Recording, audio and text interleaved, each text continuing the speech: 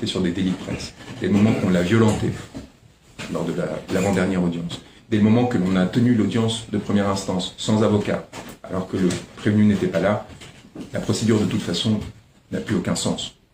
N'a plus aucun sens et il y aura une forme de dignité à y renoncer. Mais s'il faut jouer, nous jouerons. Et nous gagnerons. Et nous gagnerons pour une raison très simple, parce que nous vous transmettrons ces arguments en avance, parce que le procès, nous allons le tenir aussi en dehors de la salle d'audience. Nous allons donner au peuple sénégalais la possibilité d'entendre nos arguments, d'y avoir accès, et à partir de là, chacun pourra penser et se déterminer si oui ou non M. Sonko a produit un faux, non. Si oui ou non M. Sonko a injurié M. Nyang, non. Si oui ou non M. Sonko a diffamé le ministre ou le particulier M. Nyang, parce que là aussi il y a une confusion que l'on déconstruit et qui sert aussi de fondement à notre attaque aux procédures en cours, non plus. Aucun de ces trois chefs d'inculpation n'est fondé, aucune de ces procédures n'était légitime, et elles tomberont, que ce soit par la force du droit ou que ce soit par la force de la vérité. Je vous remercie et je suis ravi de répondre aux questions que vous aurez à me poser à partir de cet instant. Bonjour, monsieur Branco. Oui, moi c'est Pape Chafal, administrateur du site Sénéjet. Monsieur Branco, pensez-vous vraiment être malin de se rendre dans un pays pour défendre son client et de s'attaquer au président et aux institutions de ce pays avant d'être présent? Est-ce que vous pensez que vous avez mal agi en traitant le président sénégalais de tyran et des institutions d'appeler, comme le dit le ministre de l'Intérieur Antoine Félix Diome, à une insurrection? Est-ce que vous pensez que c'est vraiment malin aller, au lieu de s'y rendre de façon tranquille et de défendre votre client une fois sur place? Monsieur, nous n'essayons pas d'être malins pour commencer. Je pense qu'il y a une forme de respect à avoir quant à la gravité de la situation et des enjeux qui sont en place. Ça, c'est un premier point. D'autre part, il y a aussi une forme de respect de la part des autorités sénégalaises quant à un principe fondamental, pardonnez-moi de le rappeler, qui s'appelle la liberté d'expression. Je relis ce communiqué indécent qui entachera l'histoire de ce pouvoir, non pas du peuple sénégalais qui a montré sa honte à l'égard de l'attitude de ses autorités, quelle que soit son opinion. C'est très important de rappeler. Monsieur le ministre, il y a un rappel à l'attachement de l'État du Sénégal aux valeurs d'hospitalité de Teranga qui ont toujours caractérisé notre pays, à condition qu'elles soient sous-tendues par le respect dû à nos institutions et nos valeurs démocratiques. Qui ne respecte pas les valeurs démocratiques du Sénégal aujourd'hui?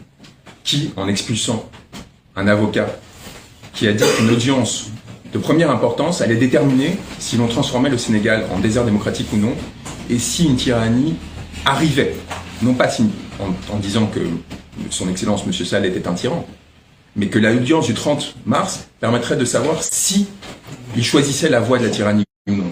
Vous voyez la différence. Et qui disait qu'il y avait 14 morts qui regarderaient par-delà les juges, et que derrière eux se trouverait tout un peuple. Si cela c'est un appel à l'insurrection, si le rappel de l'importance des principes fondamentaux d'une démocratie, de la nécessité qu'elle soit installée sur la souveraineté populaire, que le peuple, au nom duquel se fait justice, soit entendu et soit respecté, et ait le droit d'être représenté dans les élections démocratiques. Si c'est cela un appel à l'insurrection, alors l'insurrection est un droit sacré. Alors la tyrannie en effet est installée. Et alors ce communiqué finit par établir ce qu'il était censé dénoncer, à savoir que M. Sall ne respecte pas son peuple et ne respecte pas l'autorité démocratique dont il est censé être le garant en tant que président du Sénégal. Et un avocat, dans le cadre d'une défense d'un opposant politique, n'a non seulement le droit, mais le devoir de dénoncer cela, de porter cette parole, de prendre le risque pour son client et de s'assurer qu'il sera entendu par-delà les difficultés qui pourraient lui être faites en tant que citoyen sénégalais. Il est essentiel, non pas pour insulter le peuple sénégalais, mais au contraire pour l'aider à se défendre et à se protéger, sur sollicitation de l'un de ses représentations, sur invitation, non pas de M. Sall, que je sache, le Sénégal ne lui appartient pas. Que je sache, le peuple sénégalais reste souverain de savoir qui peut venir ou non sur son territoire.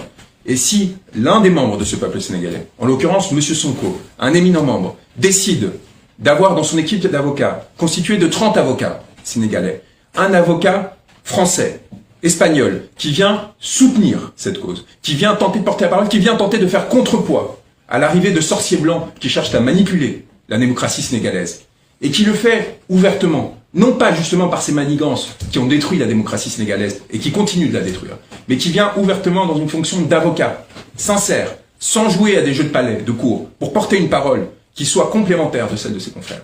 Ce n'est pas à M. Sall de décider. C'est à l'état de droit, c'est-à-dire aux institutions démocratiques, d'accueillir cette personne, de le laisser s'exprimer, de laisser porter cette parole et de repartir tranquillement sans avoir été entre-temps intimidé, brusqué, mis dans une cellule, privé de ses capacités de communication pendant des heures, avant d'être renvoyé comme si c'était quelqu'un qui venait piller le territoire. Qu'est-ce que l'on fait lorsque Marine Le Pen vient au pays? Visiblement, on l'accueille au plus haut niveau alors qu'elle a des discours racistes. Depuis des années qu'elle porte des discours discriminatoires, qu'elle participe à la violence dont souffrent les Sénégalais lorsqu'ils cherchent à venir en France, qui eux souffrent au quotidien justement de ces pratiques barbares qui consistent à expulser, à traiter selon l'origine ou selon la forme de pensée de façon délétère des individus, des êtres humains. Cette personne qui alimente la haine, elle n'est non seulement reçue avec des honneurs, mais éventuellement, selon certaines sources, paraît-il, est financée. Sur quel fondement? Et en tirant des ressources d'où? Des Sénégalais qui sont exploités, qui travaillent durement pour essayer de survivre, et l'on distribue des millions sans aucune difficulté. Et il faudrait justifier que parce que j'ai dénoncé les dérives qui touchaient mon client, non pas en colon qui arrive pour expliquer aux Sénégalais ce qu'ils doivent penser, etc. Non, pour porter la voix, la parole d'une personne qui est enfermée chez lui, que l'on empêche de faire campagne, que l'on empêche de porter sa parole, qui a besoin de représentants de relais de tout ordre, burkinabé, français, espagnol, européen, asiatique, qu'importe, qui a besoin d'un maximum de personnes qui viennent s'assurer que l'on n'écrasera pas les millions de personnes qui le défendent derrière lui, qui viendra s'assurer que malgré son contrôle judiciaire qui l'empêche d'aller à l'étranger, des liens seront tissés avec les peuples du monde entier pour s'assurer que lorsqu'il deviendra président du Sénégal, les intérêts des Sénégalais seront défendus sur l'ensemble du territoire mondial et que, justement, il n'aura pas à pâtir des années d'isolement qu'il a subies. Vous voyez la stature d'homme d'État, M. Sonko, qui prévoit les conséquences de ces années d'aridité et de lutte qu'il a dû mener, et qui voit les fragilités que cela pourrait produire s'il arrivait au pouvoir, et qui cherche à les compenser de façon intelligente, qui ne va pas chercher un avocat de l'establishment en France, qui vient chercher un opposant politique, car il sait que c'est la seule façon pour lui demain de préserver son indépendance, de ne pas dépendre de sorciers blancs, de ne pas dépendre de personnes qui sont liées à des réseaux d'influence qui à son tour viendraient coaguler et alimenter et influencer son action politique. Il sait que s'il veut le respect et être respecté par des personnes et qui respecteront sa parole souveraine et qui ne chercheront pas à l'influencer, il doit venir chercher des gens comme nous. Et M. Sall, au contraire, qui aime les larbins qui viennent de l'étranger pour essayer de lui faire croire qu'il est l'homme suprême en échange de quelques ressources, eh bien M. Sall se trompe s'il pense qu'il va pouvoir atteindre à ce rapport à la souveraineté et à la dignité que M. Sonko a démontré. Une question, deux petites questions s'il vous plaît, cher Silla. Je suis le correspondant de RFM en France et l'administrateur du site Info 15. Alors, pour bon nombre de Sénégalais, cette crise s'explique par la volonté du président de la République de vouloir briguer